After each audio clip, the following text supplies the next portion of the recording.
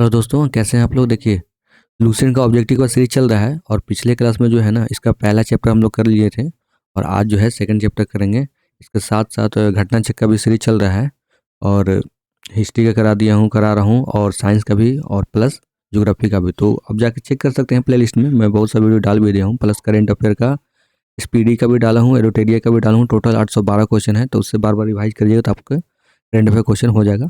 बाकी current affair में तो डेली न्यू ऐड होता रहता है। तो चलिए देखिए, इसमें पहला क्वेश्चन देखते हैं।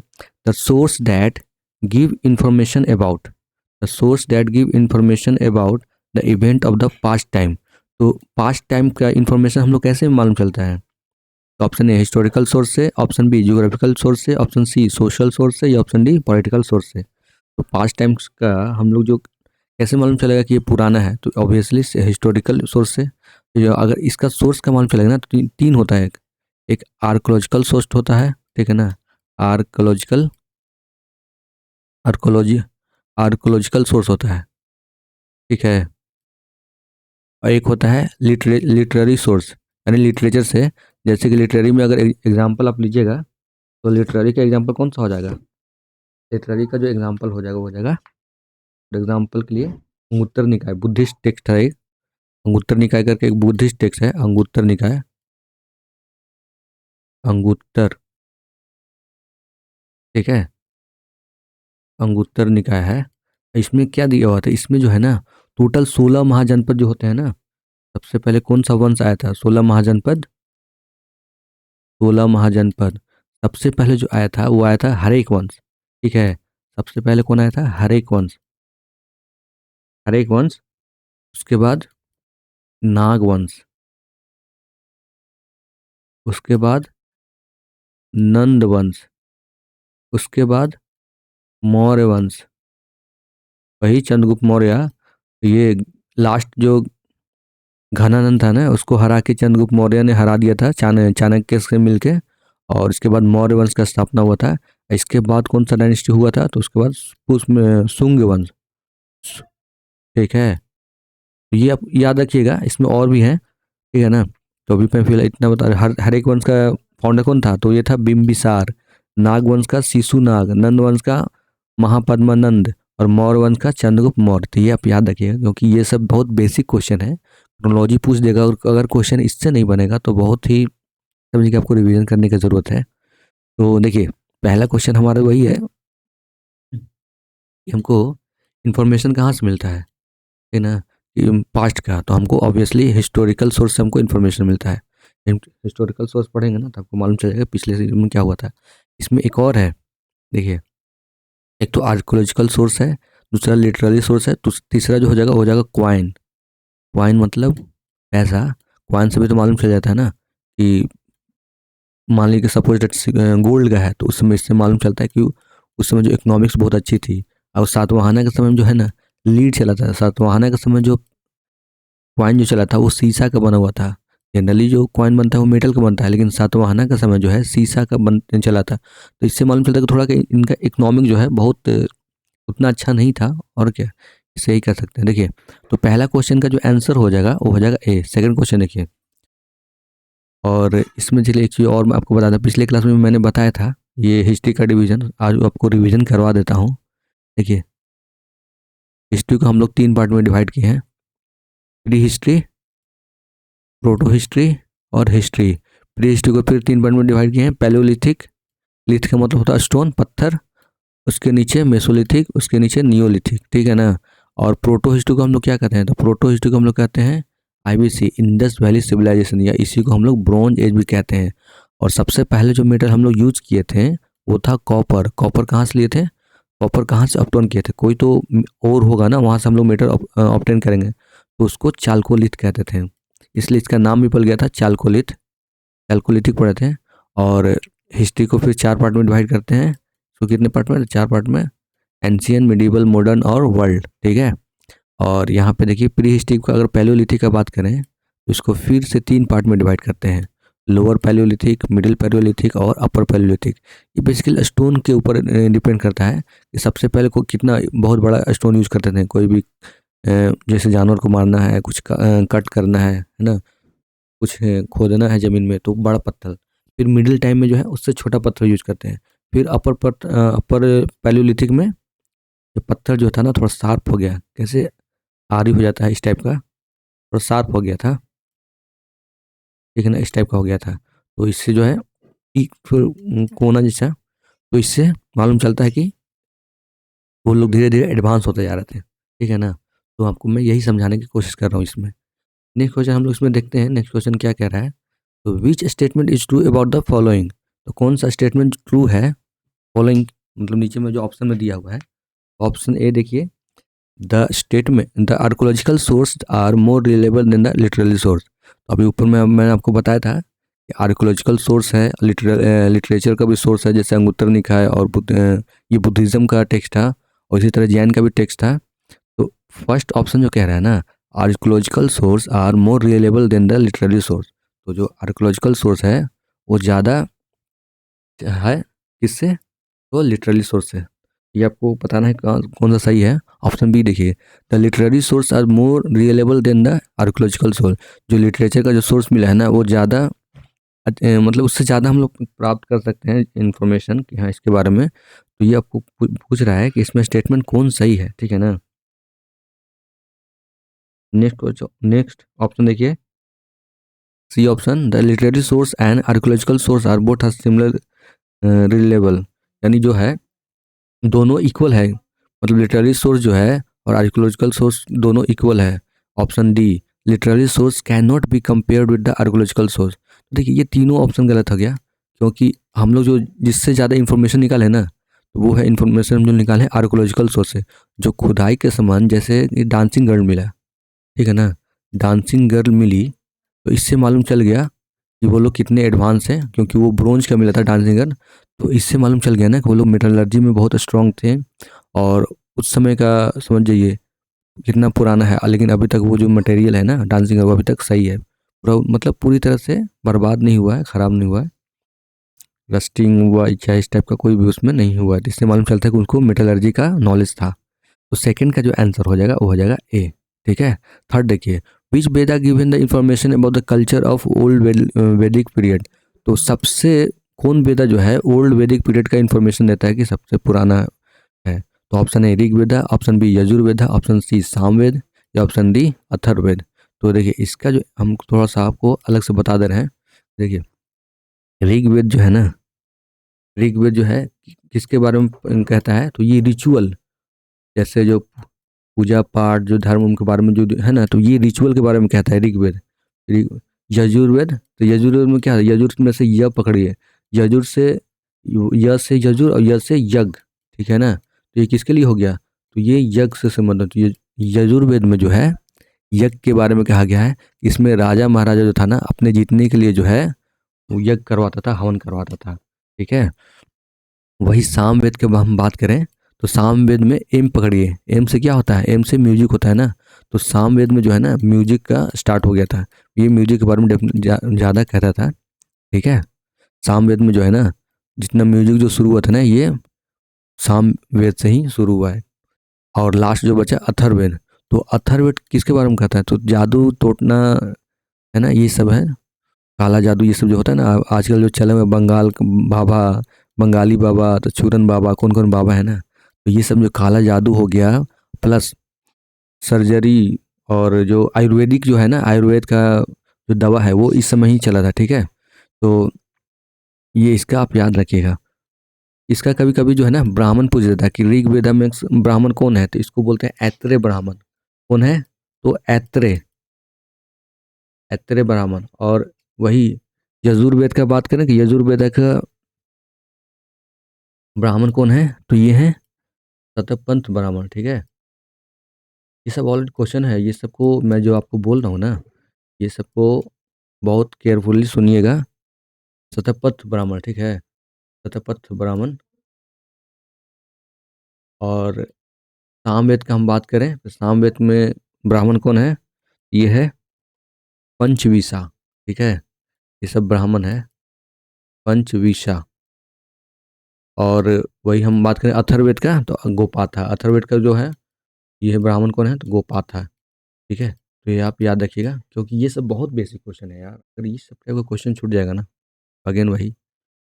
ठीक है, तो थर्ड का जो आंसर हो जाएगा वो हो जाएगा कौन सा, ऋग्वेद। ठीक है, ऋग्वेद सबसे पुराना भी है और सबसे बड़ा भी है, और इसमें जो जितना भी रिचुअल, कैसे पूजा पाठ और जो भी है ना रिचुअल, ये सब इसमें लिखा हुआ है। यजुर्वेद में क्या करता था, यजुर्वेद में यज्ञ करवाता था राजा महाराजा अपना जीतने के लिए, कि मेरा जीत हो प्लस उसका जो एरिया और भी खुशहाल रहे। सी, सी नंबर देखिए, सामवेद है। सामवेद के बारे में कहा है, तो म्यूजिक के बारे में कह रहा है। तो यहाँ से ही म्यूजिक का शुरुआत हुआ था सामवेद से। और अथर्ववेद की बात करें तो जादू टोना टोटका और आयुर्वेद, आयुर्वेद का भी शुरुआत अथर्ववेद से ही हुआ था। तो इनका आप जो है ब्राह्मण का नाम याद रखिएगा। ठीक है, ठीक है ना। इसका ब्राह्मण का मैं आपको फिर से बता दूं, रिवीजन करवा दूँ। ऋग्वेद के ब्राह्मण जो थे, ऋग्वेद का जो बताया ऐत्रेय। ठीक है, ऋग्वेद के ब्राह्मण थे ऐत्रेय, ये रहा ऐत्रेय। ठीक है ना, ऐत्रेय। यज्ञ, यजुर्वेद के जो ब्राह्मण थे वो सतपंथ ब्राह्मण। कौन थे, सतपंथ ब्राह्मण। सामवेद के जो ब्राह्मण थे वो थे पंचविशा, विष। आप म्यूजिक इतना सुन लिए कि आपको जो है लास्ट में विष पीना पड़ा, तो पंचविशा। और अथर्ववेद का है तो ये तो आपको बहुत सिंपल है, गोपाल, गोपाथो। ठीक है, गोपाथा। तो गोपाथा से याद रखिएगा, अथर्ववेद के जो ब्राह्मण कौन थे वो गोपाथा थे। नेक्स्ट देखिए, 4 नंबर क्वेश्चन देखिए, which of the flowing does not a part of सूत्री ग्रंथ। तो सूत्री ग्रंथ के जो है, सूत्री ग्रंथ के जो है कौन सा पार्ट नहीं है। तो option A Samhita, option B Brahmana, option C Upanishad, या ऑप्शन डी पुराण। तो 4 का जो आंसर हो जाएगा वो हो जाएगा सूत्री ब्राह्मण को कौन सा पार्ट नहीं है। तो इसका जो आंसर देखिए, यहाँ पे नोट लिखा है भाई, सबसे नोट जहाँ दिखे आपको बहुत अलर्ट होकर पढ़ना है। तो इसका जो आंसर हो जाएगा पुराण। ठीक है, पुराण नहीं है। 5 नंबर क्वेश्चन देखिए, which of the following text called text claim what is present in the text that is present in the world and what is not present in the text that is not present in the world। तो जिसमें क्या रहा है, text में जो है ना वो वर्ल्ड में प्रेजेंट है, और जो टेक्स्ट में नहीं लिखा हुआ है वो वर्ल्ड में नहीं है। ये कोई किस वेदा में है। तो option A Rigveda, option B Yajurveda, option C Samaveda, या ऑप्शन डी महाभारत। तो 5 का जो आंसर हो जाएगा वो हो जाएगा महाभारत में। तो महाभारत में ये कहा गया है कि जो वेद, जो टेक्स्ट में लिखा हुआ है ना वो वर्ल्ड में है, और जो टेक्स्ट में नहीं है वो वर्ल्ड में नहीं है। देखिए 6 नंबर क्वेश्चन देखिए, ऑप 6 नंबर, त्रिपिटका। ठीक है, Tripitaka is the religion text of. तो ये किससे रिलेटेड है। तो ऑप्शन ए जैन से, ऑप्शन बी बुद्धिज्म से, ऑप्शन सी सिख से, या ऑप्शन डी हिंदू से। तो 6 का जो आंसर हो जाएगा ठीक बी। ठीक है, बुद्धिज्म से रिलेटेड है। ठीक है ना। दो, जटक, जताका, जातक, जातक इज द टेक्स्ट ऑफ। तो जातक देखिए, जातक में जो है ना बुद्धा का जो प्रीवियस ईयर में वो क्या थे, जैसे अभी हम लोग ईयर में चल रहे हैं ना, हम अपने पुराने पिछला जब हमारा जन्म हुआ था उसमें हम क्या थे। तो इसमें जो है ना जातक स्टोरी में यही भगवान बुद्ध के बारे में बताया गया है कि ये पिछले जन्म में क्या थे। ठीक है ना, क्या करते थे। तो ये था किससे रिलेटेड है, तो ये बुद्धा से रिलेटेड है। ठीक है, तो इसका आंसर हो जाएगा सी। 8 नंबर क्वेश्चन देखिए, Milinda Panho, the question of Milinda content the dialogue between Menander and. तो देखिए मिलिंद पन्हो जो है ना, मेंढर और नागसेन के जो बीच में जो बातचीत हुआ था ना वो इसमें लिखा हुआ है। ठीक है, तो ऑप्शन देख लीजिए, ए अश्वघोष, ऑप्शन बी डिंग डिंग नागा, ऑप्शन सी नागसेन, या ऑप्शन डी नागा अर्जुन। तो बिल्कुल नागसेन और नागा अर्जुन में कंफ्यूज मत हो जाएगा, क्योंकि दोनों एक तरह से है। अगर आप जल्दी में रहेंगे तो हम आपको डी ही मारेंगे, लेकिन नहीं, इसका आंसर हो जाएगा सी। ठीक है, 8 का जो आंसर हो जाएगा वो हो जाएगा सी। ठीक है, 9 नंबर क्वेश्चन देखिए, 9 नंबर क्वेश्चन कह रहा है, among the following which can be compared with मछली प्रिंसेस। ठीक है,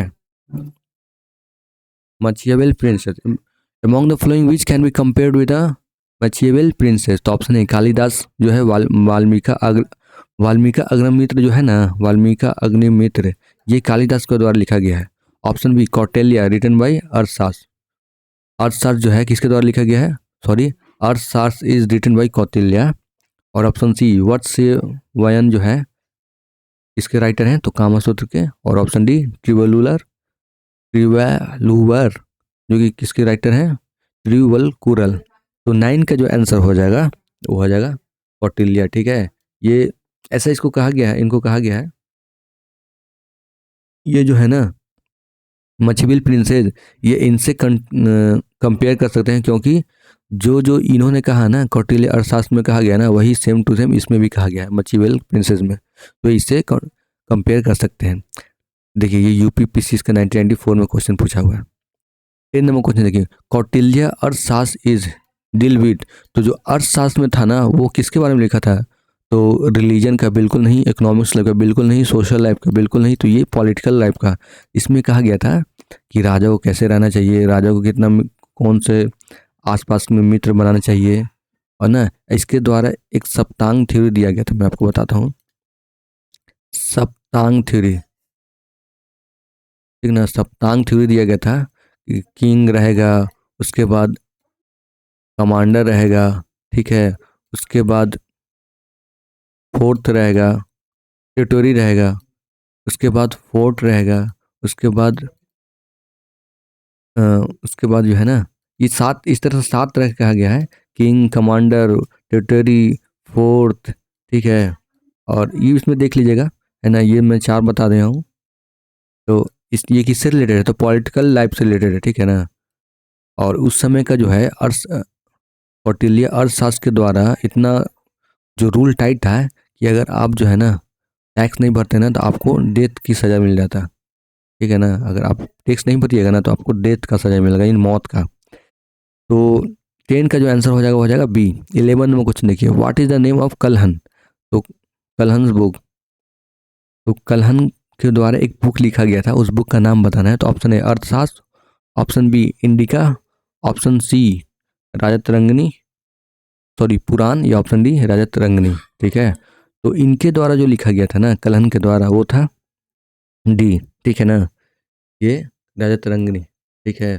और इंडिका किसके द्वारा लिखा गया था? इंडिका लिखा गया था मेगस्थनीज के द्वारा, मेगस्थनीज के द्वारा। ये किस में रहते थे, ये किसके दरबार में रहते थे? ये तो चंद्रगुप्त वन के दरबार में रहते थे, ठीक है ना। ये किसका एम्बेसडर था? तो सेल्यूकस निकेटर का। सेल्यूकस निकेटर ने इनको भेजता है किसके पास? चंद्रगुप्त के पास, ठीक है। तो आप ये याद सकेगा। और अर्थशास्त्र का तो मालूम है कौन है, तो कौटिल्य, ठीक है ना, ये यहाँ पे लिखा हुआ है कौटिल्य। तो ये आप याद रखिएगा। अब आई होप कि आपको वीडियो अच्छा लग रहा हो। अगर वीडियो आपको अच्छा लग रहा हो तो लाइक सब्सक्राइब शेयर कर दीजिएगा। और जो दोस्त आपका जो है तैयारी कर रहे होंगे ऑलरेडी इसका, तो आप उनको आप शेयर कर सकते हैं, ठीक है ना। तो नेक्स्ट क्वेश्चन देखते हैं हम लोग। नेक्स्ट क्वेश्चन हम लोग देख रहे हैं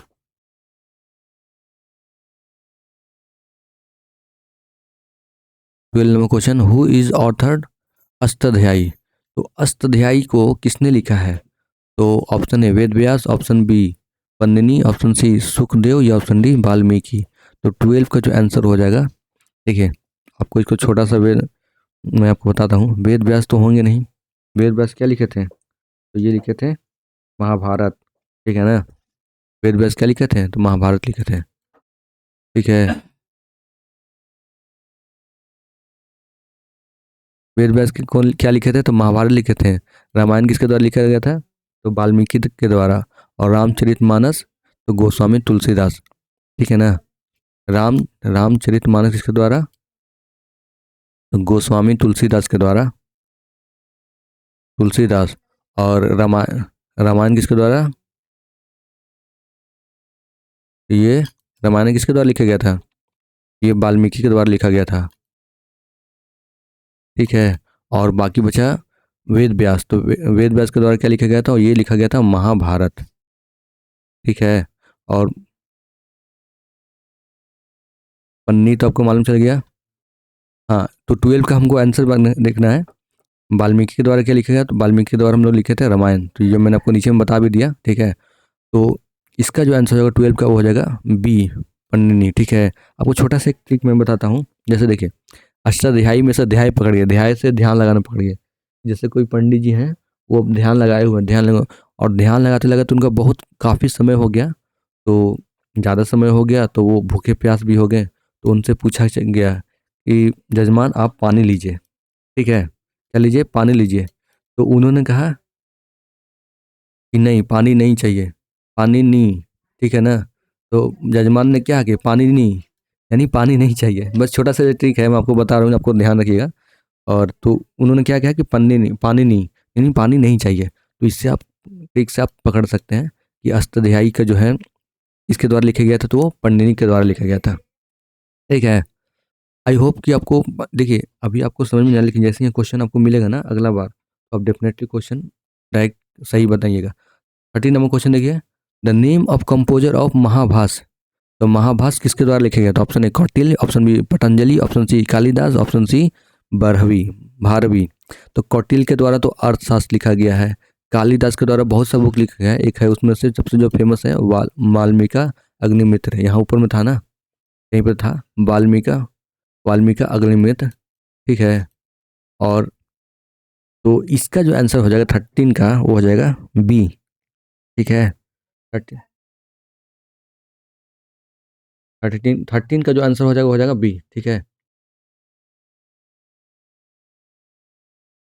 14 नंबर क्वेश्चन देखिए, who was the hero of वाल्मीका अग्निमित्र ड्रॉन, ड्रामा है कंपोज बाई कालिदास। देखिए अभी जैसे मैंने नीचे में बताया कि मालविका अग्निमित्र कालिदास को लिखा गया था, बहुत फेमस बुक है ये। और इसमें जो है हीरो कौन था? Option A Pushyamitra Shunga, option B Gautamiputra Satakarni, option C Agnimitra, या ऑप्शन डी चंद्रगुप्त द्वितीय। तो इसमें नाम में ही इसका आंसर छुपा हुआ है। देखिए मालविका, मालविका जो है ना ये क्वीन का नाम है, ठीक है ना। और अग्निमित्र जो है ना ये प्रिंस का नाम है, ठीक है। क्योंकि ये दोनों में जो है ना लव अफेयर चल रहा था, पहले के ज़माने में भी प्यार चलता था। कहीं राजा महाराजा एक बार देख लिया ना, बस उसके पीछे पड़ जाता था, और उसको जीतने के लिए पद्मावत में भी तो वही हुआ था ना। पद्मावत में अलाउद्दीन खिलजी की देख लिया था रतन सिंह की वाइफ को, है ना। उसके बाद उसको पाने के लिए जो है ना बहुत मारकाट करता है। तो ये अभी कहीं नहीं, पहले से ही चल रहा है, ठीक है। तो ये वाल्मीकि अग्निमित्र में हीरो कौन है? तो इसमें जो हीरो है वो है प्रिंस, जो है वो है अग्निमित्र। इसका आंसर हो जाएगा सी, ठीक है ना, अग्निमित्र हो जाएगा इसका आंसर। और ये दोनों के बारे में जितना जो जो कहा है, जो जो बात किया है, सब इसमें लिख दिया है। कालिदास ने सब लिख दिया है इसमें भाई। ये दोनों बेचारे सीक्रेट बात रखना चाहते थे, किसी को मालूम ना चले, लेकिन कालिदास ने सब बता दिया कि ऐसे अफेयर हुआ, यहाँ ये लोग ने मिले, ठीक है ना, इसके बाद यहाँ डेट किए। तो सब इसमें वाल्मीकि कालिदास के द्वारा ये सब लिखा हुआ है। 15 नंबर क्वेश्चन देखिए, who has written the Harshacharita. ये तो बहुत बेसिक क्वेश्चन है, क्योंकि अगर ये बहुत हर एग्जाम में लगभग पूछते रहता है। तो option A Kalidas, option B Bana Bhatta, option C Valmiki, या ऑप्शन डी वेद व्यास। तो वेद व्यास तो होंगे नहीं, बाकी वाल्मीकि तो रामायण के लिखे थे, है ना। वाल्मीकि किसके द्वारा लिखा गया था? वेद व्यास के द्वारा। और रही बात वाल्मीकि, सॉरी, वाल्मीकि के द्वारा लिखा गया था रामायण, वेद व्यास के द्वारा लिखा गया था महाभारत, ठीक है ना।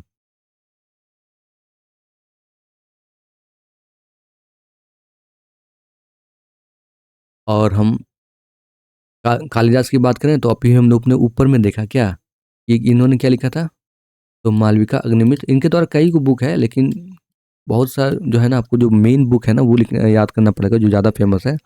तो हर्षचरित किसके द्वारा लिखा गया था? वो लिखा गया था बाण भट्ट के द्वारा, ठीक है। हर्षचरित किसके द्वारा लिखा गया था? बाण भट्ट के द्वारा। Name the 16 number question, name the composer of Vikraman Charitra. Vikram Charitra किसके द्वारा लिखा गया था? तो option A Kalhana, option C B Bilhana, option C Valmiki, option D Ved Vyas. तो 16 का जो आंसर हो जाएगा वो हो जाएगा, बताइए, वो हो जाएगा बिल्हान, ठीक है। किसके द्वारा? बिल्हान। कलहन किसके द्वारा? तो कलहन के द्वारा क्या लिखा था? तो राजत तरंगनी। और वाल्मीकि के द्वारा तो आपको बताएं ही, रामायण वाल्मीकि के द्वारा। और वेद वेद व्यास के द्वारा महाभारत में। आपको इसलिए आपको ज़्यादा रिपीट कर रहा हूँ ना, ताकि आपके माइंड में बैठ जाए। फिर से मैं बता दे रहा हूँ, कलहन, कलहन के द्वारा लिखा है राजा तरंगनी, वाल्मीकि के द्वारा रामायण, और वेद व्यास के द्वारा लिखा गया था महाभारत। और बिल्हन के द्वारा विक्रम चरित्र। तो 16 का जो आंसर हो जाएगा वो हो जाएगा बी। ठीक है, 16 का जो आंसर हो जाएगा बी। 20 नंबर क्वेश्चन है, name of the book author by the चांद बरदई। तो चांद बरदई के द्वारा एक बुक लिखा गया था और इसी पे ही आई थिंक वो मूवी बना है Padmaavat. Option A Prithviraj Raso, option B Prithviraj Vijay, option C Paramal Raso या ऑप्शन डी विशल देव राव। तो 17 का जो आंसर हो जाएगा, देखिए दोनों मिलता जुलता है, पृथ्वीराज रासो और पृथ्वीराज विजय, ये दोनों।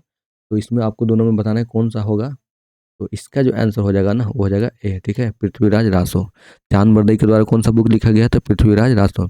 18 नंबर क्वेश्चन देखिए, which of the following historian did not come with Alexander the great. तो इसमें से आपको बताना है कि कौन सा हिस्टोरियन जो थे अलेक्जेंडर के साथ नहीं आए थे। तो option A Nearchus, option B Onesicritus, option C Aristobulus या ऑप्शन डी हेरोडोटस। तो ऑब्वियसली इसका जो आंसर हो जाएगा हेरोडोटस। और यही है फादर ऑफ हिस्ट्री। हिस्ट्री के फादर कौन है तो हिस्ट्री के फादर हैं हेरोडोटस। हिस्ट्री ऑफ फिजिक्स कौन है तो वो है न्यूटन। हिस्ट्री ऑफ केमिस्ट्री कौन है तो वो हो जाएंगे एल वाइजर। ठीक है, एल वाइजर हैं। और वही बायो के फादर कौन है तो वो हैं चार्ल्स डार्विन। ठीक है ना, चार्ल्स डार्लिंग नहीं, डार्विन है चार्ल्स डार्लिंग नहीं, क्योंकि हमको मालूम है कि ये आपको टेढ़ा मेढ़ा वर्ड जो है ना बहुत जल्दी माइंड में याद होता है। ठीक है, आज ये ट्रिक आप याद कर सकते हैं कि चार्ल्स डार्लिंग है लेकिन चार्ल्स डार्विन है। ठीक है, डार्विन। ठीक है ना, तो ये आप याद रखिएगा। 19 नंबर क्वेश्चन देखिए, among the following which foreign traveller had come first to visit India. तो सबसे पहले जो है ना फॉरेन ट्रेवलर कौन आए थे विजिट करने इंडिया में। तो ऑप्शन है Megasthenes, option C Fahien, option C Hiuen Tsang या ऑप्शन डी इटसिंग। ठीक है, इसका जो है आपको आंसर बताना है। तो मेगस्थनीज का बात करें तो मेगस्थनीज जो है ना किसका समय आता है तो ये आता था चंद्रगुप्त मौर्य के समय। ठीक है, किसका समय आता है तो चंद्रगुप्त मौर्य है। जब चंद्रगुप्त मौर्य और इसमें सेल्यूकस निकेटर में जब दोनों में लड़ाई होता है ना तो कौन जीतता है वो जीतता है चंद्रगुप्त मौर्य। और लास्ट में है जब सेल्यूकस निकेटर जब युद्ध जब हार जाता है तो वो तो टेरिटरी देता है, बलूचिस्तान अफगानिस्तान ये सब देता है किसको चंद्रगुप्त मौर्य को। साथ साथ वो अपने बेटी से भी शादी करता है। तो मैं आपको बता रहा हूँ, थोड़ा सा मैप में दिखा दे रहा हूँ आपको।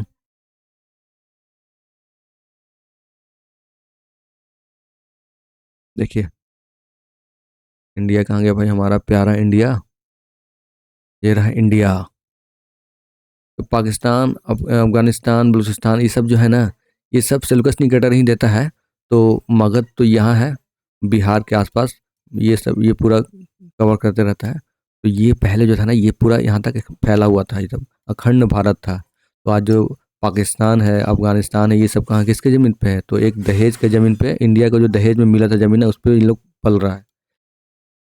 तो बस यही हम आपको दिखाना चाहते थे कि ये सब जो टेरिटरी इसको मिला था इसको कौन दिया था सेल्यूकस निकेटर ने दिया था। तो क्वेश्चन में देखिए थोड़ा सा खुलने में समय लग रहा है, पता नहीं क्यों। खुल जा सिम सिम। हाँ खुल गया। तो देखिए इसमें पूछा कि पहले सबसे फर्स्ट विजिट किसने किया था। तो option A Megasthenes, option B Fahien, option C Hiuen Tsang या ऑप्शन डी इटसिंग। तो मेगस्थनीज किसके कब आया था चंद्रगुप्त प्रथम के समय आया था। तो चंद्रगुप्त प्रथम का डेट करें, बात करें कि डेट का तो ये 321 बीसी के समय आया था। फाहियान ह्यूंगसांग, ह्यूंगसांग जो है ना हर्षवर्धन का समय आया था। फाहियान जो था चंद्रगुप्त द्वितीय का समय आया था। और इटसिंग जो है ना इटसिंग बहुत बाद में आया था। ठीक है, इटसिंग जो है ना बहुत बाद में आया था, ये एडी में आया है। इटसिंग कब आया था ये जो आया है ना वो आया है 673 के समय इटसिंग। ठीक है ना, ये ह्यूंग संग के बाद भी आया, सबसे लास्ट में इटसिंग आया है। तो ये आपको बताना है कि इसमें इसका टाइम फाहियान का बात करें, फाहियान तो फाहियान कब आया था 629 एडी में आया था। 629 एडी में ये भी एडी है। तो इसका जो आंसर हो जाएगा 19 का ए हो जाएगा। ठीक है, सबसे पहले जो आया था ना वो आया था 19 का हो जाएगा ए। ठीक है, मेगास्थनीज। और इसके द्वारा एक बुक लिखा गया था, उसका नाम है इंडिका। बहुत फेमस बुक है ये।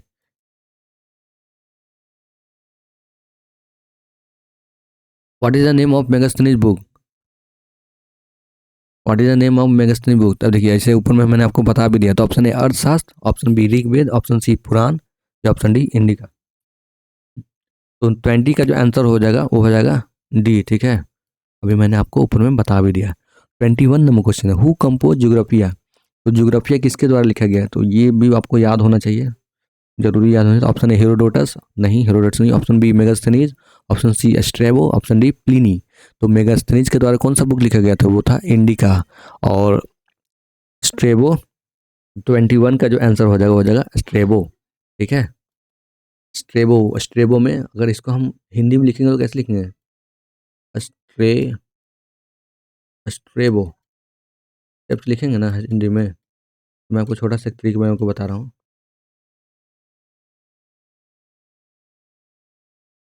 तो स्ट्रेबो में ऐसे लिखें, तो टे को पकड़िए, टे जैसा लग रहा है, जी जैसा लग रहा है, तो ये यहाँ से पकड़ लीजिएगा कि ज्योग्राफिया। ठीक है ना, तो ज्योग्राफिया किसके द्वारा लिखा गया? तो स्ट्रेबो के द्वारा। और प्लिनी के द्वारा भी लिखा गया था, इसका नाम था ज्योग्राफी ऑफ इंडिया, ऐसे बुक है। ठीक है, निम्न लिखिए। 21 का हो जाएगा, 21 का जो आंसर हो जाएगा हो जाएगा सी। सॉरी, प्लिनी के द्वारा लिखा गया था नेचुरल हिस्टोरिका। ठीक है, नेचुरल हिस्टोरिका। नेक्स्ट क्वेश्चन देखिए, 22 नंबर क्वेश्चन देखिए, वही क्वेश्चन पूछ भी दिया है। 22 number, name of the book author by Pliny. तो प्लिनी के द्वारा कौन सा बुक लिखा गया है? तो option A history, option B natural historica, option C geographia geography, option C geographia. देखिए दोनों अलग अलग है, ये है ज्योग्राफिया, सी ऑप्शन जो है ज्योग्राफिया, और ऑप्शन डी ज्योग्राफी। तो 22 का जो आंसर हो जाएगा वो हो जाएगा बी, नेचुरल नेचुरल हिस्टोरिका। ज्योग्राफिया किसके द्वारा लिखा गया था? तो ये था स्ट्रेबो के द्वारा। और नेचुरल हिस्टोरिका लिखा गया था प्लिनी के द्वारा। हु कंपोज पेरीप्लस ऑफ एरेथियन सी? तो ये एक सी है और ये एक बुक का नाम है। तो ये किसके द्वारा लिखा गया था? तो option A Herodotus, option B Megasthenes, option C Strabo, option D Ionian Greek writer. तो हेरोडोटस के द्वारा क्या लिखा गया था? हिस्टोरिका लिखा गया था। मेगास्थनीज के द्वारा इंडिका। ठीक है, और स्ट्रेबो के द्वारा ज्योग्राफिया। और तो ये तीनों तो आंसर होगा नहीं। ठीक है ना, तो पेरी प्लस ऑफ एरेथियन सी जो है ना, ये किसी के द्वारा लिखा गया था, लेकिन ये किसने लिखा वो अपने उसमें नाम ही नहीं लिखा है। ये बुक तो लिखा गया, लेकिन किसके द्वारा लिखा गया ये नहीं मेंशन किया हुआ है। ये हो जाएगा अननोन, यानी एनीवन ग्रीक राइटर, यानी किसी के द्वारा लिखा तो गया है लेकिन ये अपना नाम नहीं लिखा, यानी अननोन हो जाएगा एक तरह से। ये अननोन राइटर, इसका मतलब हो जाएगा कि अननोन राइटर के द्वारा ये लिखा गया है। ठीक है, ठीक उसी तरह कि जैसे कि अशोका ने तब अपना जो इंस्क्रिप्शन था ना, रॉक एडिक्ट या केव एडिक्ट, सब पे जो है देवी नाम प्रियम, प्रियदर्शी, मैं प्रियदर्शी, इसके बारे में सब लिखा है। लेकिन वो अपना नाम अशोका लिखा ही नहीं। ठीक है ना, तो लास्ट में उनका एक जगह नाम मिलता है ना, उसके बाद मालूम चलता था कि ये सब एक ही राजा है। 24 नंबर को देखिए, Fahien was the resident of. तो फाहियान कहाँ का रहने वाला था? तो option A Bhutan, option B America, option C China, या option D Burma Burma. Burma ही को ही अभी हम लोग क्या कहते हैं? तो म्यांमार। यहाँ के जो है प्राइम मिनिस्टर थी, वो अभी जेल में है, जो लेडीज है सुंग सिंग करके, ऐसा नाम है यार, टुंग टांग टिंग पुंग पिंग का नाम रहता है चाइनीज लोग का। मतलब खाता भी पता नहीं क्या क्या। Sorry this type of word, लेकिन क्या करें, कोरोना वोरोना कितना 2 साल 3 साल तक लॉकडाउन लगा है, पता नहीं चमगादड़ क्या क्या खाता रहता है। तो 24 का जो आंसर हो जाएगा वो हो जाएगा, ठीक है, चाइना से आए थे लोग, तो पता चलेगा मैं ऑप्शन से। ठीक है, तो फाहियान का जो कहाँ का रहने वाला था? तो ये चाइना का रहने वाला था। 25 नंबर क्वेश्चन देखिए, Fahien came to India during the region of. तो फाहियान किसके समय में आता है? तो option A Chandragupta, option B Ashoka, option C Harshavardhan, या ऑप्शन डी चंद्रगुप्त द्वितीय। तो चंद्रगुप्त प्रथम के समय कौन आया था? तो ये आया था मेगास्थनीज। ठीक है, इसके द्वारा कौन सा बुक लिखा गया था? तो वो लिखा गया था इंडिका। नेक्स्ट देखिए, अशोका में तो नहीं आया था। हर्षवर्धन के समय कौन आया था? हर्षवर्धन के समय कौन था? तो ये था हुंग सांग। कौन था? ह्यूइंग सांग। नाम भी थोड़ा अजीब अजीब लगता है यार इन लोग का। ह्यूइंग ह्यूइंग सांग। TSANG, ह्यूंग और चंद्रगुप्त द्वितीय का समय फाहियान। ठीक है, तो इसका जो आंसर होगा 25 का वो हो जाएगा डी। 25 का जो आंसर हो जाएगा वो हो जाएगा डी। चंद्रगुप्त द्वितीय के समय फाहियान थे और इसके समय ही ना 9 रत्न रहते थे। इसके समय ही आर्यभट्ट हो गया, ये सब जो है ना इसी समय रहते थे। आगे आगे क्वेश्चन में है ये सब। तो ये देखिए एनडीए में 2003 में पूछा हुआ क्वेश्चन है। 26 नंबर क्वेश्चन है, which Chinese travel came to India during the region of Harshavardhana. तो हर्षवर्धन के समय कौन आया था? तो हर्षवर्धन से ह पकड़िए एच, और यहाँ किसी में मिलता जुलता है तो यहाँ से एच पकड़िए। तो हर्षवर्धन के समय कौन आया था? तो हिंग संग आया था। ठीक है, फाहियान तो चंद्रगुप्त द्वितीय के समय, मेगास्थनीज चंद्रगुप्त प्रथम के समय, और इत्सिंग तो बहुत लास्ट में आए थे। ठीक है, तो 26 का जो आंसर हो जाएगा वो हो जाएगा डी। 27 नंबर क्वेश्चन है, Arab traveller Sulaiman who visited India in 9th century have called his head called which empire as a Ruhana. तो ये बताता है ये जब आया था ना तो किस एम्पायर को बोलता है कि रूहाना है। Option A Pala, option B Pratihara, option C Rashtrakuta, option D Sena. देखिए एक जो है ना ट्राई पार्टी कॉन्फ्रेंस चलता है, इसमें तीनों लड़ता है किसके लिए? कन्नौज के लिए। ठीक है ना, कि कन्नौज पे हम राज करेंगे, इसका मतलब उस समय कन्नौज बहुत इंपॉर्टेंट प्लेस था। जैसे आज के समय में क्या है, दिल्ली सबसे इंपॉर्टेंट प्लेस है ना, सब कुछ चाहता है कि दिल्ली पे कब्जा, मतलब पूरा ओवरऑल इंडिया पे कब्जा। तो ठीक उस तरह जो है ना पाला, राष्ट्रकूटा राष्ट्रकूटा और गुर्जर प्रतिहार, ये तीनों के बीच में ना रिवाइवली, यानी एक दूसरे के कंपीटर थे। वो चाहता था कि हम कन्नौज पे शासन करें, वो कहता था हम, तो तीनों में लड़ाई होता रहता था। तो इसमें जो पूछ रहा है क्वेश्चन 27 नंबर कि रूहाना जो है, रूहामा जो है किसके द्वारा ये तो कहा गया था सुलेमान के द्वारा। तो किसके लिए कहा गया था, कौन सा डायनेस्टी के लिए, कौन सा एम्पायर के लिए? तो option A Pala, option B Pratihara, option सी राष्ट्रकूट या ऑप्शन डी सेन। तो 27 का जो आंसर हो जाएगा वो हो जाएगा पाला। ठीक है, पाला के फाउंडर कौन थे? पाला डायनेस्टी एम्पायर का ये तो गोपाल। कौन ये गोपाल कौन है? आपको याद करने के लिए वही गोपाल गोलमाल वाला, गोपाल गोपाल गोपाल गोपाल नहीं करता है, गोलमाल गोलमाल, इससे आप याद रख सकते हैं। इसलिए मैं आपको थोड़ा थोड़ा एक बीच बीच में ट्रिक देते रह रहा हूँ कि आपको याद रहे। तो पाला का फाउंडर कौन है? तो गोपाल है, तो वही मूवी गोलमाल। नेक्स्ट क्वेश्चन देखिए 28 नंबर क्वेश्चन देखिए, Muslim scholar who a company Mahmud Ghaznavi. तो मुस्लिम स्कॉलर जो है महमूद गजनवी को हेल्प करता है, उसके साथ आता है तो during the India expenditure was, तो उसका नाम बताना। तो option A Al Biruni, option B Ibn Battuta, option C Amir Khusro, option D पृष्ठस्था पृष्ठन। ठीक है, तो 28 का जो आंसर हो जाएगा बताइए। अगर देखिए अगर क्वेश्चन आपको मालूम चल रहा है ना तो आप कमेंट में जरूर बताइएगा ए बी सी आपको जो मालूम है। ये था कौन? अल बेरूनी। ठीक है, मोहम्मद गजनवी के समय जो कौन था? अल बेरूनी। और अल बेरूनी का मतलब होता है उस्ताद। मोहम्मद गजनवी जब गया था ना, ये उसको उठा लिया था, किडनैप कर लिया था, अल बेरूनी को किडनैप कर लिया था और अपने साथ रखने लगा था। तो कभी कभी क्वेश्चन में पूछ देता कि अल बेरूनी का मतलब क्या होता है, तो उसका मतलब होता है उस्ताद। जैसे आपको ही नाम होगा ना सोना मोना राजू पिंकी पिंकी, तो उसका नाम का मतलब होता है। ठीक है, तो इस तरह अल बेरूनी का मतलब होता था उस्ताद। 29 में क्वेश्चन देखिए, ट्रेवलर इब्न बतूता, बगल में जूता करता है फुर फुर। एक गाना है ना अभी, traveller Ibn Battuta came from, option A Morocco, option B Persia, option C Turkey, option D Middle Asia. तो 29 का जो आंसर हो जाएगा वो हो जाएगा ए। ठीक है, मोरक्को। ये कहाँ से था मोरक्को? मोरक्को को मैप में दिखा रहे हैं, देखिए मोरक्को कहाँ है।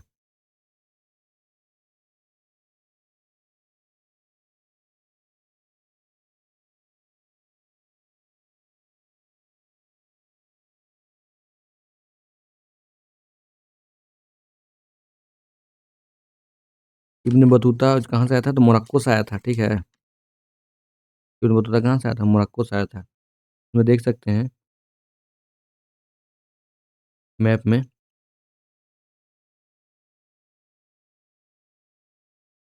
नॉर्थ अमेरिका में कंट्री है, नॉर्थ अफ्रीका में।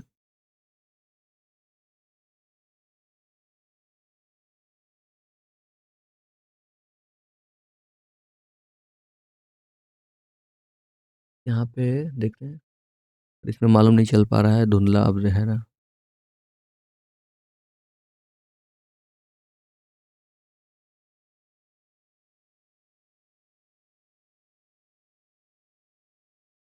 जस्ट मिनट में दूसरा मैप देखता हूँ।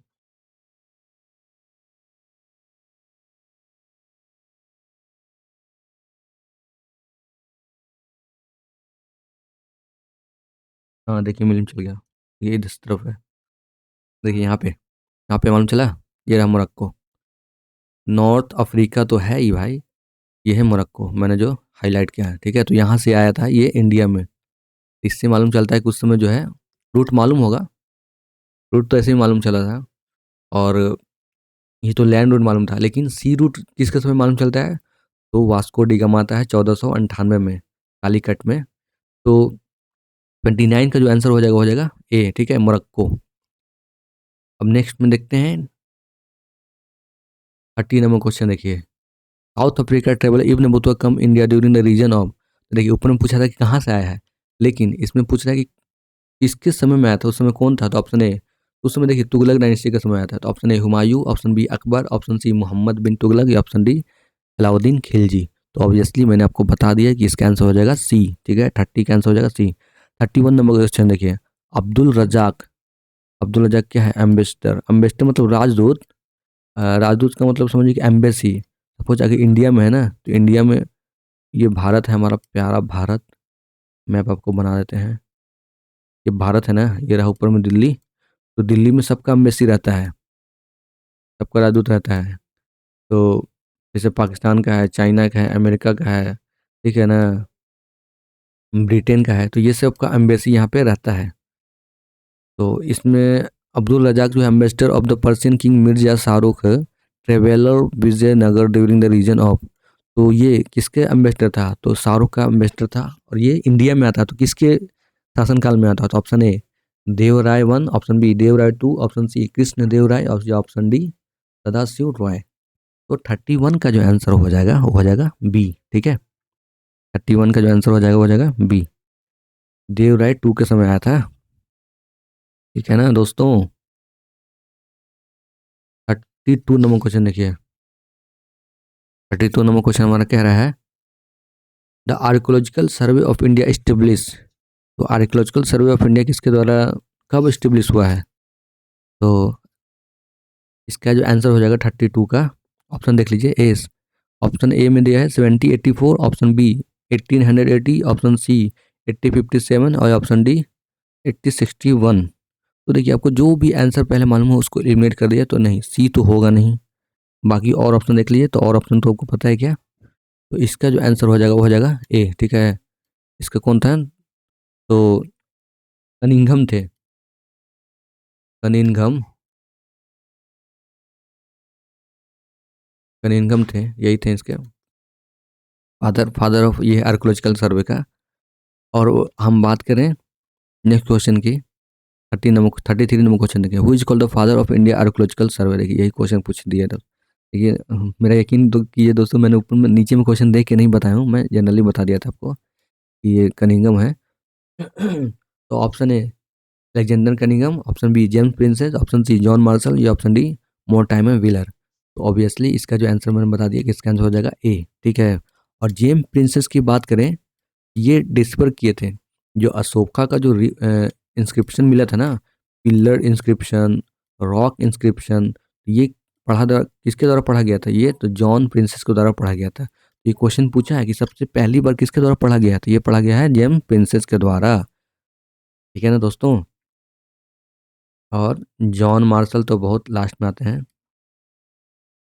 जॉन मार्शल जो है ना 1903 में बनते हैं। इसके समय कौन था? तो कर्जन था, लॉर्ड कर्जन। लॉर्ड कर्जन किसको बनाता है? तो जॉन मार्शल को बनाता है। और ये जो है ना जॉन मार्शल भेजते हैं किसको? दया राम सहनी को, कि जाइए आप उधर खुदाई कीजिए। तो इन्होंने खोजते हैं क्या? हड़प्पा खुदाई करते हैं, खोदते हैं तो क्या मिल जाता है? हड़प्पा। तो अनाउंस करते हैं देखो हमने एक नया सिविलाइजेशन खोज लिया। और इसका डेट लाइन की बात करें तो ये कब खोज करते हैं? तो 1921 में, क्या? हड़प्पा।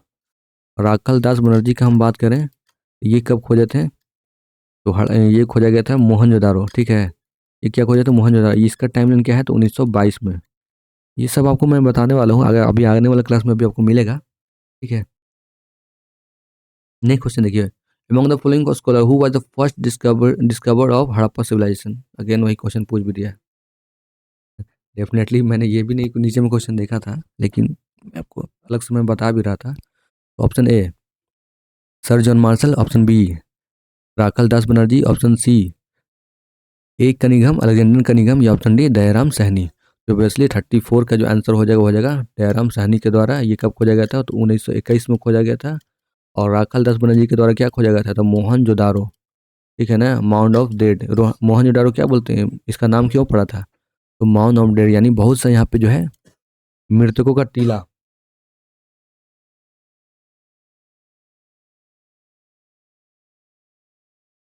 है ना, तो यहाँ पे 34 का जो आंसर ये हो जाएगा, वो हो जाएगा डी। ठीक है, राखल दास बनर्जी जो है मोहनजोदारो खोज किया था कब? 1922 में। तो ये डेट लाइन याद कीजिए, रखिएगा, बिल्कुल बहुत ज़रूरी है। ठीक है, और एक कनिंघम अलेक्जेंडर कनिंघम क्या थे? तो फादर ऑफ आर्कियोलॉजिकल सर्वे। और जॉन मार्शल जो हैं ये लास्ट में बनते हैं 1902, सर्जन के समय 1903 में बनते हैं। ठीक है, तो 34 का आंसर हो जाएगा डी। 35 नंबर क्वेश्चन देखिए, हड़प्पा सिविलाइजेशन है डिस्कवर इन विच ईयर। देखिए इसमें डेट भी पूछ दिया, तो कब सिविलाइजेशन का है यार? जो एसएससी लेवल हो गया तो उसमें जो है ना डेट भी पूछ देता है। अब तो स्टेट पीसीएस में भी डेट पूछ देता है यार। डेट शायद आप लोगों को डेट याद करना मुश्किल हो, लेकिन कोई कोई को डेट डिजिट बहुत जल्दी याद हो जाता है। तो बस ये सब रिवीजन का होता है कि जो आप जितना ज़्यादा रिवीजन कीजिएगा आपके माइंड में, आपके जबान पे आप बैठा है। तो 35 का आंसर आंसर देख लीजिए कि कब खोजा गया था हड़प्पा सिविलाइजेशन। तो ऑप्शन है 1901, ऑप्शन बी 1921, ऑप्शन सी 1935, या ऑप्शन डी 1942। तो ऑब्वियसली इसका जो आंसर हो जाएगा 1921 में। First Indus Indian associated with discovery Indus valley civilization. तो दो इंडियन थे और उन्होंने इंडस वैली सिविलाइजेशन का खोज किया था, तो उनका नाम बताना है। तो option A Dayaram Sahni, option B sorry उसी में है Dayaram Sahni and Rakhal Das Banerjee, option B में John Marshall and Ishwari Prasad, option C में आशीर्वादी लाल यान एंड रग रंगनाथ राव, या ऑप्शन डी माधव स्वरूप वट्स एंड बीबी राव। तो इसका जो आंसर हो जाएगा वो हो जाएगा 8 है भाई। ये 1921 में किए, ये 1922 में किए। मैं आपको इसलिए ज़्यादा बार रिवाइज कर रहा हूँ, बोल रहा हूँ, ताकि आपके माइंड में बैठ जाए, आपके माइंड में याद हो जाए। इसके बाद आपको कोई पढ़ने का ज़रूरत नहीं है, बस एक बार फिर लेक्चर देख लीजिएगा, आपको याद हो जाएगा। 37 नंबर क्वेश्चन देखिए, exhibition of Mohenjodaro and Harappa was visited by. ये किसके द्वारा किया गया था? तो option A Lord Macaulay, option B Sir John Marshall, या ऑप्शन डी लॉर्ड क्लाइव, या ऑप्शन डी पोलियन टोड। ठीक है, तो ये तो लॉर्ड क्लाइव बहुत पहले ही थे, लॉर्ड मैकुले भी होंगे नहीं। तो ये कौन थे? Sir John martial. और इन्होंने भेजते हैं किसको? ये दोनों को भेजते हैं, राखल दास बनर्जी को और दयाराम सानी को, कि जाओ भाई वहाँ जाके खुदाई करो, खोजो कुछ। अच्छा, ये मालूम कैसे चला कि ये यहाँ पे कुछ है, यहाँ पे सिविलाइजेशन या कोई? तो सबसे पहले जो है ना 1853 में ना यहाँ पे इंडिया में ट्रेन बिछ रहा था। और 1800 सबसे पहले जो ट्रेन खुदाई हो रहा था ना, इधर ही हो रहा था हड़प्पा के साइड में। और इसमें ना कुछ ईंट मिला था, 100, 50, 500, 1000 ईंट मिला था। तो जो अलेक्जेंडर कनिंघम थे ना, ये जो ऊपर में 33 नंबर क्वेश्चन में जो ये है अलेक्जेंडर कनिंघम, इन्होंने खुदाई किया था, लेकिन उसमें उतना ये नहीं दिए, वैल्यू नहीं दिए कि होगा 50, 100, 1000 ईंट होगा तो कहीं से पड़ा हुआ होगा, कोई मलबा दबा हुआ होगा। लेकिन जब खुदाई किया गया था भाई, तो देखा कि अरे ये तो नया सिविलाइजेशन मिल गया है। यानी 100 साल 200 साल पहले भी कोई सिविलाइजेशन था, जिसमें उसका जो इतना एडवांस था कि अभी जो हम लोग बर्न ब्रिक यूज़ करते हैं ना, पका हुआ ईंट, ये उस समय इतना सिविलाइज जितने इन लोग जो है आगे थे टेक्नोलॉजी में, ये उस समय जो है ना बर्न ब्रिक पे यूज़ करते थे। और इसमें डिजाइन भी रहता था, ऐसे ऐसे फूल पत्ती टाइप का डिजाइन।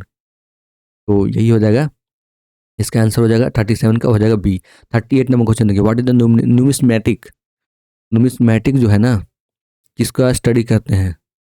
तो ऊपर मैंने आपको बताया था, देखिए फर्स्ट क्वेश्चन अगर हम इसका देखें, आई थिंक आपको बताया ही होगा यार, नहीं बताया क्या इसमें? नहीं बताया है।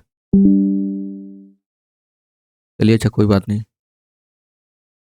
हाँ ये सर बताए बताए ऊपर में देखिए, ये क्वाइन लिखा हो ना, COIN क्वाइन लिखा हो ना, क्वाइन नुमिस्मेटिक बोलते हैं, स्टडी ऑफ क्वाइन को नुमिस्मेटिक कहते हैं। तो इसमें क्वेश्चन में हम देखिए क्या कहता है क्वेश्चन में, 38 नंबर क्वेश्चन।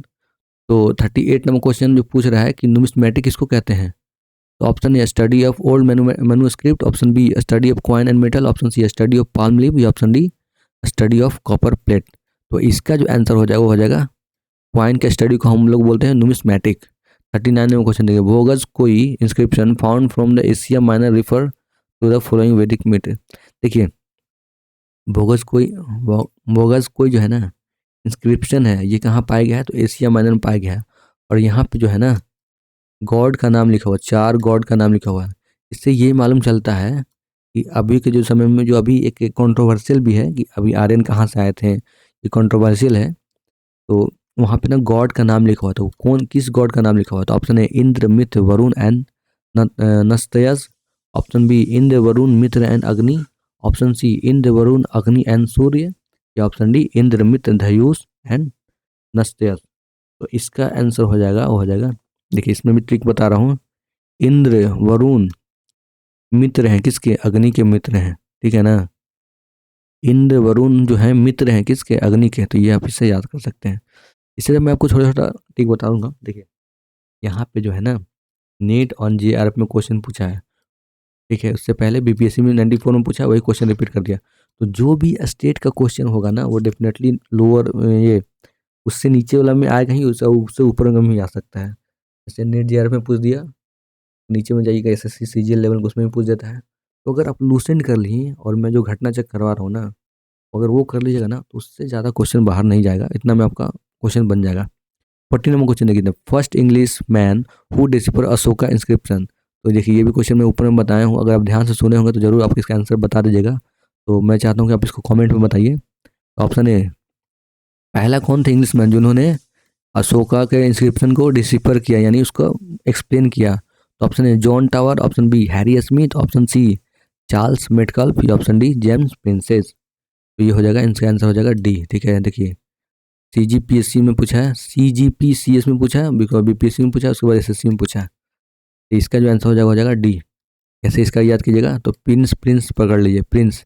अशोका क्या था, तो अशोका भी प्रिंस था, राजकुमार था। तो यहाँ से आप पकड़ सकते हैं। 41 नंबर क्वेश्चन देखिए, the most of the Ashoka inscription are in which language and script. तो किस लैंग्वेज में ज़्यादा स्क्रिप्ट एंड था। Option A Prakrit and Brahmi, option B Sanskrit and Brahmi, option C Pali and Brahmi, option D Hindi and Brahmi. Brahmi से आपको कुछ याद आ रहा है, ब्राह्मी से याद आना चाहिए ब्रह्मानंद, जो बहुत अच्छे कॉमेडियन हैं साउथ का, बहुत मस्त कॉमेडियन है यार। जो मूवी में जाते हैं वो मूवी में सुपर डुपर हिट हो जाता है। तो यही 41 का जो आंसर हो जाएगा कौन सा, हो जाएगा प्रकृत। देखिए दो लैंग्वेज था, एक प्रकृत था एक पाली था, लेकिन अशोका में जो इंस्क्रिप्शन में जो यूज हुआ था ना वो हुआ था प्रकृत लैंग्वेज। क्योंकि हम लोग अभी क्या बोल रहे हैं, अभी अगर हम आप चलिएगा नॉर्थ बिहार में तो ज़्यादा भोजपुरी बोलते हैं। अगर उधर जाके आप इंग्लिश में अगर लिख दीजिएगा तो कोई पढ़ पाएगा नहीं, ना पढ़ पाएगा। मान लीजिए कि राजा ये कहा, राजा ने ये कहा, अब इंग्लिश में लिखा हुआ है तो कुछ कुछ नहीं समझ पाएगा, कुछ नहीं पढ़ पाएगा। लेकिन वही अगर भोजपुरी में लिख दीजिएगा उसी को, सब कोई पढ़ लेगा ना। तो ठीक इसी तरह कि उस समय जो था ना सबसे जो कॉमन लैंग्वेज था वो था प्राकृत लैंग्वेज था और ब्राह्मी लैंग्वेज था, ये सब कोई बोलता था। तो इसमें जो इंस्क्रिप्शन में जो लिखा गया था ना वो ब्राह्मी लैंग्वेज में लिखा गया है, ठीक है। ब्राह्मी लैंग्वेज, सॉरी लैंग्वेज प्राकृत है और लिखा गया है ब्राह्मी लैंग्वेज में, ठीक है। मैं जस्ट अ मिनट फिर से, लैंग्वेज प्राकृत है और स्क्रिप्ट जो है ब्राह्मी लैंग्वेज, ठीक है। अगर हमको स्क्रिप्ट और लैंग्वेज में आपको समझाना हो तो इंग्लिश, इंग्लिश का स्क्रिप्ट क्या है, रोमन है, ठीक है ना। जैसे हिंदी, ये हिंदी हुआ, तो हिंदी जो है ना लिखे हैं तो हिंदी, लेकिन किस में लिखे हैं तो इंग्लिश में, ABCD अल्फ़ाबेट है ना, HI, ये हो जाएगा रोमन। लिखा गया है, लैंग्वेज कौन सा है, लैंग्वेज हिंदी है, लेकिन स्क्रिप्ट कौन सा है, तो स्क्रिप्ट हो जाएगा इंग्लिश। आई होप कि आपको समझ में आ रहा है, नहीं समझ में आ रहा तो फिर से मैं बता दे रहा हूँ। जैसे नहीं, नहीं लिखे, नहीं तो इस तरह से भी लिख सकते हैं नहीं, लेकिन इसमें जो स्क्रिप्ट यूज किए हैं वो है देवनागरी। ये स्क्रिप्ट कौन सा हो गया? देवनागरी स्क्रिप्ट हो गया। ये स्क्रिप्ट कौन सा हो गया? तो ये हो जाएगा रोमन स्क्रिप्ट हो जाएगा। कैसे मालूम चला कि रोमन स्क्रिप्ट है? क्योंकि हम लोग एन किए हैं, एन अल्फ़ाबेट ABCD वाला एन यूज किए हैं, ए यूज किए हैं, एच यूज किए हैं, ये सब अल्फ़ाबेटिकल है। तो अल्फ़ाबेटिकल का मतलब क्या है? अंग्रेजी हो गया। मैं बेसिकली यहाँ पे यही समझाना चाहता हूँ आपको कि वहाँ का जो लोकल लैंग्वेज इंडिया का था, तो अशोका ने वही लोकल लैंग्वेज में ही लिखा, ताकि जो है ये मालूम चल जाए कि राजा क्या कहना चाहता है। तो बस इससे ज़्यादा डिस्कशन नहीं करेंगे, क्योंकि लंबा ज़्यादा क्लास बहुत बड़ा हो जाएगा। तो मैं बेसिकली आपको थोड़ा बहुत जहाँ जहाँ आपको समझाने की ज़रूरत पड़ेगा मैं आपको ऑलरेडी बता दूंगा, ठीक है ना। तो यही मैं आपको बताना चाहता हूँ, यहाँ पे जो स्क्रिप्ट यूज़ किया गया था, जो लोकल लैंग्वेज का पीपल जो बोलते थे बोलचाल में आम भाषा में अब यूज़ करते थे, वही यूज़ करते। वही अगर ब्रिटिशर के पास चले जाइएगा, अब वहाँ पे हिंदी लिख दीजिएगा तो शायद कुछ पढ़ लें, कुछ परसेंट ही पढ़ पाएंगे ना, सबको तो नहीं पढ़ पाएगा। तो इसीलिए जो है लोग अशोका जो है ना, वो प्राकृत एंड ब्राह्मीण स्क्रिप्ट में अपना इंस्क्रिप्शन लिखवाया था। 42 नंबर क्वेश्चन देखिए, Ashoka bilingual Greek and Aramaic inscription have been found at which place. तो देखिए ग्रीक भी था, अरमाइक भी था, ये दोनों लैंग्वेज में लिखा गया है। तो ये कहाँ लिखा गया है? तो ऑप्शन ए सारेकुना, किस प्लेस पे? Option B Mansehra, option C Kalsi, या ऑप्शन डी कलिंगा। तो 42 का जो आंसर हो जाएगा वो हो जाएगा ए, ठीक है। सारेकुना में जो है ना, वो दोनों लैंग्वेज में लिखा गया है, ग्रीक में भी और अरमाइका में भी, ठीक है। ग्रीक और अरमाइका दोनों में लिखा गया कहाँ? तो ये सारेकुना में। ये सब इंपॉर्टेंट क्वेश्चन है भाई, बहुत इंपॉर्टेंट है। ये क्वेश्चन रिपीट करेगा फिर रिपीट करेगा, अगर नहीं ये ध्यान से पढ़िएगा तो आप क्वेश्चन छोड़ के आ जाइएगा।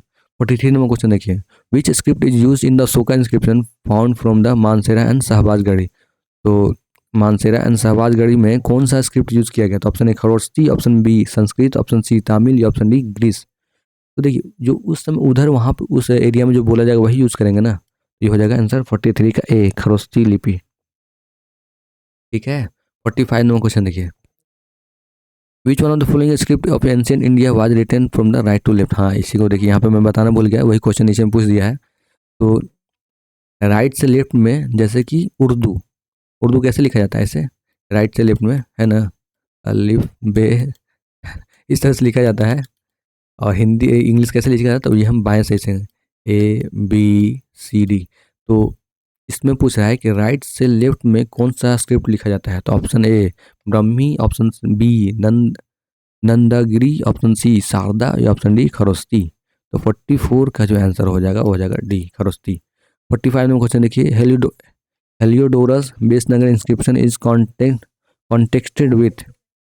Option A Sankarshana and Vasudeva, option B Sankarshana and Pradyumna, या ऑप्शन सी संकर्षण या प्रद्युमाना एंड वासुदेव, या ऑप्शन डी ओनली वासुदेव।